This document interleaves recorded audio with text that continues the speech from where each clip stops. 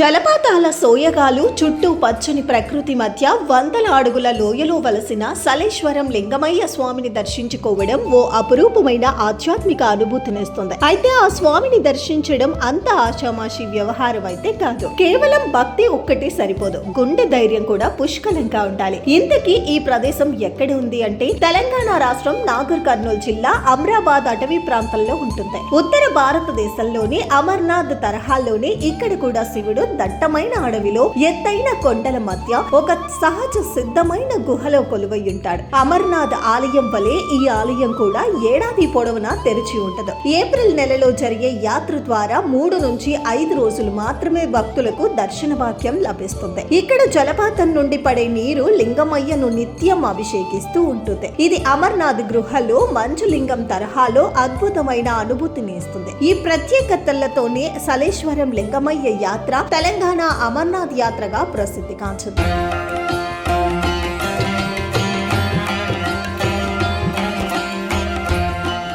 శ్రీశైలానికి దాదాపు 60 కిలోమీటర్ల దూరంలో ఉండే ఈ ఆలయానికి చేరుకోవాలంటే ఎంతో సాహసం చేయాల్సి ఉంటుంది. వాహనాల ద్వారా దట్టమైన అడవి ప్రాంతం గుండా ప్రయాణించి అక్కడ వాహనాలను నిలుపుదల చేసి దాదాపు 5 కిలోమీటర్లు నడవాల్సి ఉంటుంది. తూర్పు గుట్టపై 1/2 కిలోమీటర్ నడిచి అనంతరం దక్షిణ వైపుకి ముందుకు వెళ్ళాలి. ఆ తర్వాత పశ్చిమ వైపు గుట్టపైన 1 కిలోమీటర్ నడిచి ఉత్తరం వైపునకు తిరగాలి. అనంతరం గుట్టల మధ్య ఉన్న లోయలోకి దిగాలి. గుండం నుండి పారే నీటి ప్రవాహం వెంబడి 2 గుట్టల మధ్య ఇరుకైన లోయలో భక్తులు జాగ్రత్తగా నడవాల్సి ఉంటుంది. ఒకచోట అడుగు దారిలో నడవాల్సి ఉంటుంది.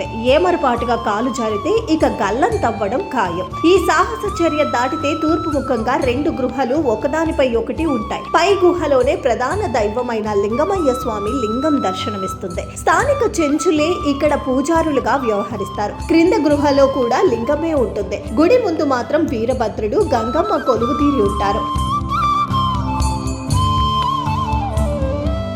ఈ ఏడాది సలేశ్వరం జాతర ఏప్రిల్ 1 నుంచి 3 వరకు 3 రోజుల పాటు అంగరంగ వైభవంగా జరగనుంది. ఈ యాత్రకు తరలి వచ్చే వేలాది మంది భక్తులు వస్తున్నాం లింగమయ్య అంటూ చేసే శరణు ఘోషతో ఆ అభయ అరణ్యంలో ఆధ్యాత్మిక పరిమళాలు వెదజల్లుతాయనడంలో అతిశయోక్తే లేదు.